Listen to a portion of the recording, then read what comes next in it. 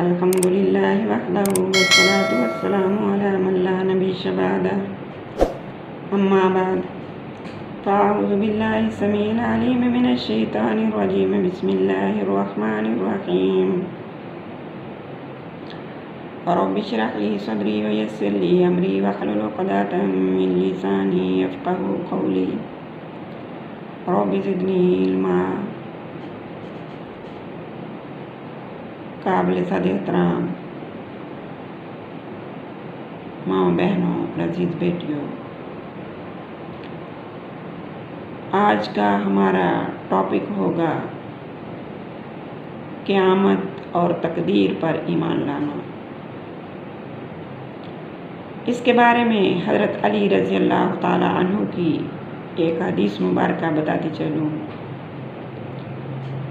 وعن علی رضی اللہ تعالی عنہ قال قال رسول اللہ صلی اللہ تعالی علیہ وآلہ وسلم لا یؤمن عبد حتی یؤمن لا یؤمن عبد نہیں مومن ہو سکتا کوئی بندہ.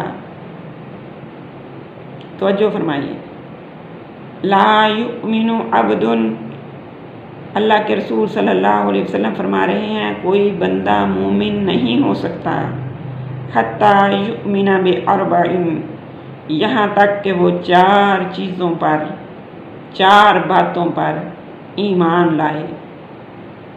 چار باتوں پر ایمان لائے بغیر کوئی بندہ مومن نہیں بن سکتا، ایمان والا نہیں بن سکتا.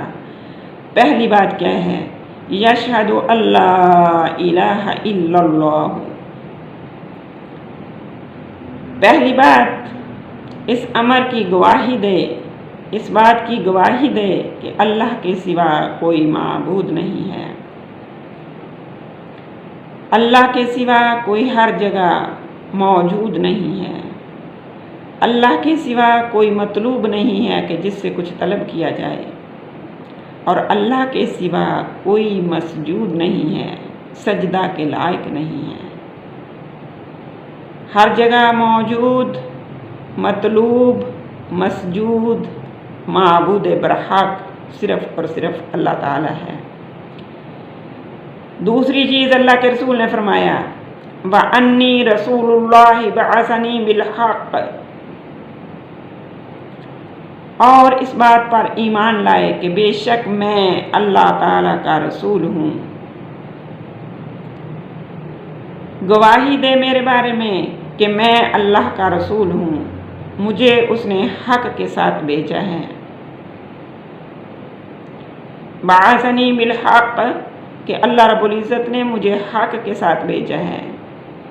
وَيُؤْمِنَ بِالْمَوْتِ وَالْبَعْثِ بَعْدَ الْمَوْتِ، اور اللہ کے رسول صلی اللہ علیہ وسلم نے فرمایا اس بات پر ایمان لائے کہ مرنا ضروری ہے، موت برحق ہے، موت آنی ہے. والبعث بعد الموت، اور مرنے کے بعد اٹھنا بھی ہے. مرنے کے بعد زندہ بھی ہونا ہے. اور فرمایا وَيُؤْمِنُ بِالْقَدْرِ، اور چوتھی چیز کہ تقدیر پر ایمان لائے. میری معزز بہنوں، اس حدیث مبارکہ میں ارشاد فرمایا کہ چار چیزوں پر ایمان نہ لائے بندہ تو مومن نہیں ہو سکتا. سب سے پہلی چیز توحید و رسالت کی گواہی. توحید و رسالت کی گواہی پہلی چیز ہے جو ایمانیات کی سب سے پہلی اور بنیادی چیز ہے. اللہ جل شانہ کے معبود برحق اور وحدہ لا شریک ہونے کی گواہی دینا، اور اس کی ذات و صفات کو اسی طرح ماننا جس طرح قرآن و حدیث میں بیان ہوا ہے. اور لا الہ الا اللہ کی گواہی میں یہ سب آ جاتا ہے. اور حضرت محمد مصطفیٰ صلی اللہ علیہ وسلم کو اللہ کا پیغمبر ماننے میں آپ صلی اللہ علیہ وسلم کی ارشاد فرمودہ تمام چیزوں پر ایمان لانا آ جاتا ہے. اگر کوئی شخص یہ کہے کہ لا الہ الا اللہ محمد رسول اللہ کی گواہی تو دیتی ہوں، لیکن قرآن مقدس کی کسی بات کو ماننے اور کسی کو نہ ماننے، یا حضرت محمد مصطفیٰ صلی اللہ علیہ وسلم کی نعوذ باللہ کسی بات کو غلط کہے یا کسی بات کا مذاق اڑائے، یا آپ صلی اللہ علیہ وسلم نے جو غیب کی خبریں دی جن میں قبر، حشر نشر، حساب کتاب، پل صراط، جنت اور دوزخ کے احوال بھی شامل ہیں، جتنا اللہ نے آپ کو حکم دیا آپ نے وہ خبریں، آپ نے وہ باتیں ہم تک پہنچائیں، ان میں سے کسی ایک میں ذرا سا بھی شک کرے تو وہ مسلمان نہیں ہے، وہ مومن نہیں ہے، خود کیسا ہی کلمہ گو ہونے کا دعویٰ کرے۔ اللہ کے رسول فرماتے ہیں لا یؤمن عبد، کوئی بندہ اس وقت تک مومن نہیں ہو سکتا۔ اس لیے میری بہنوں، اللہ رب العزت کی وحدانیت کا اقرار کرنے کے ساتھ ساتھ اللہ کے رسول صلی اللہ علیہ وسلم کا اللہ کے نبی اور پیغمبر ہونے کے ساتھ ساتھ اقرار کرنے کے ساتھ ساتھ اس بات کا اقرار کہ اللہ رب العزت نے جو کچھ قرآن مقدس میں فرمایا یا جو کچھ اللہ نے اپنے نبی کے ذریعے ہم تک پہنچایا وہ سب برحق ہے، سچ ہے۔ اور پھر تیسری چیز فرمائی موت پر ایمان لانا، اور موت کے بعد حساب کتاب کے لیے زندہ ہو جانے پر ایمان لانا۔ ان دونوں چیزوں پر ایمان لانا بھی فرض ہے۔ میری معزز سامعات، سب لوگ مریں گے، اس کو تو لوگ یوں بھی مان لیتے ہیں، ہر روز لوگ مر رہے ہیں ہماری آنکھوں کے سامنے، ہم اپنے پیاروں کو رخصت کر رہے ہیں، اپنے ہاتھوں سے جنازے اٹھا رہے ہیں، لیکن مرنے کے بعد زندہ ہونا اور حساب کتاب ہونا، اس کو بعض بے دین لوگ اس بات کو نہیں مانتے، اور ایسی بے دینی کی باتیں وہ لوگ مسلمان بچوں میں بھی پھیلاتے رہتے ہیں، اور کیا کہتے ہیں کہ مر گیا سو مر گیا۔ پھر زندہ ہونا اور حساب کتاب ہونا، جنت اور دوزخ کا وجود ان کی سمجھ میں نہیں آتا، اور ایسی ہی بے دینی کی باتیں وہ مسلمان بچوں کے ذہنوں میں ڈالتے ہیں۔ مسلمان اپنی اولاد پر رحم کرو اور ان کو ایسے بے دین لوگوں کی سنگت سے ہمیں چاہیے کہ ہم بچائیں ایز اے مسلمان۔ اللہ رب العزت ہمیں خود بھی ایسی باتوں سے دور رہنے کی توفیق عطا فرمائے اور ہماری اولادوں کو بھی۔ فرمایا چوتھی چیز جو حدیث مبارکہ میں موجود ہے وہ ایمان بالقدر ہے، یعنی تقدیر پر ایمان لانا، اور میری بہنوں یہ بھی ایمانیات کا بہت بڑا جزو ہے۔ حدیث جبرائیل میں بھی اس کا ذکر گزر چکا ہے۔ حدیث جبرائیل میرے خیال میں نے ابھی آپ کے سامنے بیان نہیں کی، انشاءاللہ جلد ہی کروں گی۔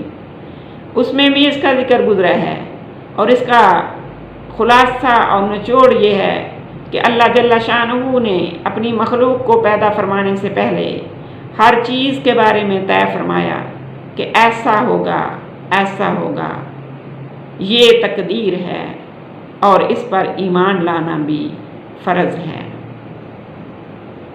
میری بہنوں، بات لمبی ہو جائے گی۔ بعض لوگ یوں کہتے ہیں کہ جب لکھا جا چکا ہے تو پھر ہو کر ہی رہنا ہے، اس کے لیے ان کو تقدیر پر شک رہتا ہے، اس کے خلاف باتیں بناتے رہتے ہیں، اس کے صحیح ہونے میں نہ صرف یہ کہ شک کرتے ہیں बल्कि इसका अकीदा रखने वालों पर एतराज़ भी करते हैं। हालांकि मेरी बहनों, तकदीर का इनकार भी यूँ समझ लो कुरान और हदीस का इनकार है, जो कि कुफर है। मेरी मुअज़्ज़ज़ सामिआत, आपसे गुजारिश है कि समझ में आए या ना आए, कुरान और हदीस की हर बात पर ईमान लाना फ़र्ज़ है।